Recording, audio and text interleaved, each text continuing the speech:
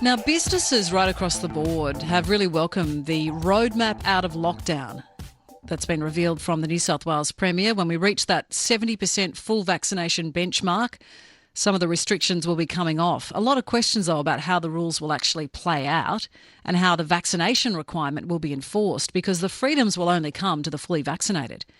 And employers do have a lot of questions about what they can and can't do when it comes to customers and staff.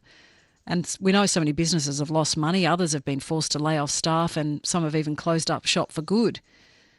Well, Naomi Simpson is one of Australia's leading business minds. She's on the line right now. She's happy to take your calls too if you've got questions about the best way to navigate the road out of lockdown. If you are a business owner, 131873 is the number to call. Or maybe you've got an idea for a business and you're just not sure how to turn it into reality. Now's your chance, 131873. Naomi, welcome back to Afternoons. Lovely to be with you, Deborah. It is an interesting time for businesses at the moment because we know that with lockdown really hitting so many so hard, there is light at the end of the tunnel with the vaccination targets as we edge closer to the 70 and the 80% benchmarks, but no solid date in New South Wales about when we'll actually see those restrictions coming off. Or we know it'll be from a Monday after we hit that 70% mark. How can businesses plan effectively when they don't have exact dates? Well, I actually think that this time it's much better than it was last time because we didn't understand, were they going for zero, were they going for low numbers, whereas they've actually been quite definitive this time in New South Wales. I've got an app. It tells me exactly how many vaccinations and predicts exactly when we're coming out. And that's 23 days and we are counting. So this time it is for us, as long as they do what they say they're going to do, we can plan and that they stick to the roadmap, and I think then there will be a lot of relief. The biggest challenge has actually been these snap lockdowns when people have got staff, they've trained them up, they've bought their stock. Valentine's Day weekend in Victoria was just a disaster. And that's because of these snap lockdowns with no warning. So on the other side of that, if this is going to change at any point, we need to have some warning because it's the sheer waste and loss. And there is nothing you can recover for that lost stock. So, of course, there's JobSaver and there's been a number of different grants in the different states. But again, you've also got to apply and that takes time and energy as well. And a lot of businesses are hoping upon hope that with Christmas 99 days away now, that they will hopefully make up for some of that lost revenue with a bit of a rush of spending, hoping that people, if you're in hospitality, will want to get out and eat in restaurants and lash out on some nice meals and obviously order and spend a bit of the money that people haven't been able to spend. Should people in the business sector be relying on that? Absolutely. And I understand there's not a restaurant booking to be had from 18th of October until Christmas. So people are booking. I know that from our own businesses, people are planning in advance. They're getting their bookings in. So, for those special occasions or things that people want to book. Now, what that does is give those businesses hope. And many businesses are learning how to get more from their capital investment by using either technology or delivery services. So who would have ever thought that we would have these top restaurants delivering to home? It would never have occurred to them. But I believe that those sorts of services will continue on because it gives them incremental business. And it's almost like a brand extension. People get to try the experience without all of the, looking for a babysitter and trucking into town or whatever. So I actually think out of this, there will be lots of people who will review, rejig and readjust their business model to actually get more from the investments they've made in capital, in people, and so forth. And a lot of businesses are wondering too how they are going to navigate the fact that to get these freedoms, you do have to be fully vaccinated, staff and customers. And Matthew is on the line with a question regarding that. Hello, Matthew. Hi, how are you? Well, thank you. What was your query? Sure. So we've managed to get through this pandemic in our busy little cafe down in Kyle Bay in Sydney, and we've had to reinvent ourselves and do the home-cooked meals and fill the gaps that way.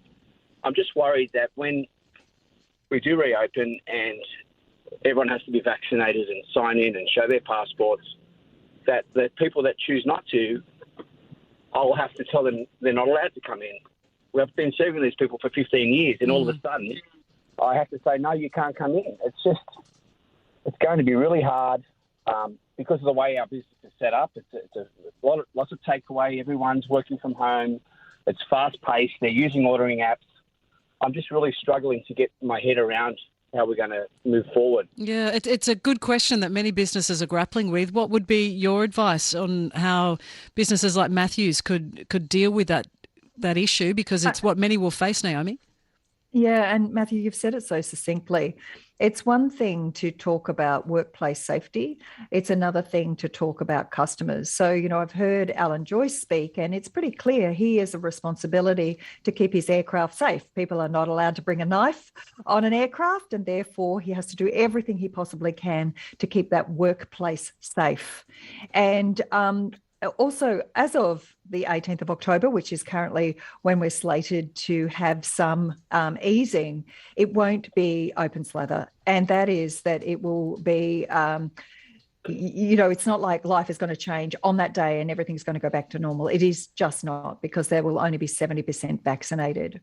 I think it's time that we had some very grown-up conversations. And if there's one thing in listening to the press conferences every day, you hear the tragedy and the sadness. People don't realise that they can be carrying it. And it's not for them, it is for others. And it's really clear, if we do the right thing, we get to have this wonderful society, you get to have your wonderful business.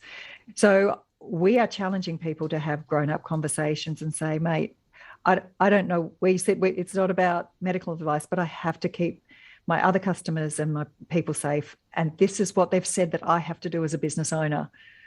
I have to do this. And so the government, in making it a requirement, means that you are responsible to execute on that.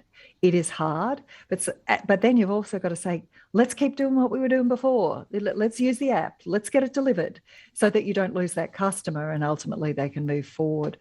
The numbers are so promising in New South Wales in terms of people's commitment to vaccines. And, in listening to Dr. Norman Swan and so forth, because there is so much of this virus, the testing they've been able to do, and they have seen the vaccine is working and it does work. And as a result, we do what our government says, and then we get to have this society. And as a business owner, what the compliance is like and governance is just one more thing. It's one more thing to add to it. And I mean, as you say, businesses like Matthews, if they can do takeaway, they could then service customers who, if they don't want to be vaccinated, they could then get it delivered in that sense. But for people like hairdressers, where they can only deliver that service on premises in the business itself, there's going to be some very hard discussions to be had. There is. And I think come back to the responsibility for you as an employer to keep your workplace safe is going to be an important conversation to have, to understand and know exactly what that is and the government's requirements of you to keep it on. Wouldn't it be awful if yours was one of the places with an outbreak? How awful that would be. That's much worse customer service, having to call everybody and say, I'm so sorry, we became a hotspot. So, or have contract tracers do it. So this is about we're all adults here, we're all grown-ups, and it's about having those tough conversations to keep everybody safe. Now, on your Handpicked podcast, you talk in the upcoming episode about when the right time is to launch a business, which I guess is hard to really put a definitive figure on when we've got all these upheavals with COVID and unsure whether restrictions will be coming back on or back off again. What do you advise? Well, the thing is that out of adversity often comes opportunity, and that is that people are learning to do business differently. They're learning to live differently, and as such, they require different products and services. The other thing is that we see a world of opportunity for Australian businesses to go offshore, and Australia has such a great reputation, and there is software that is making it easier and easier and easier when it comes to doing business in other countries. I particularly have been working with and use Airwallex because it used to be so hard to transfer money internationally or do business locally because you had to have a local business account. That has transformed the way Australian businesses can open up. So I guess the first thing is about our mind. our mind shift. We think it's hard and therefore it is. I wish way back when I started my business, we had all of this kind of software services, fintech, and all of these things available. So the first thing is to be just deeply curious. Secondly, it's much easier to find audiences and be a world expert in one particular thing, and how customers can find customers, and how you look at creating an ambassador program for anywhere in the world.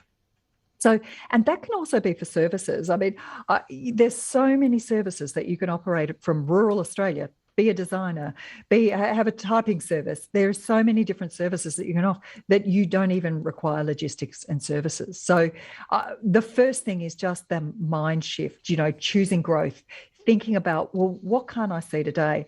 If there's one thing I think with many of the businesses that I work with, often they limit their horizon based on what they can see today.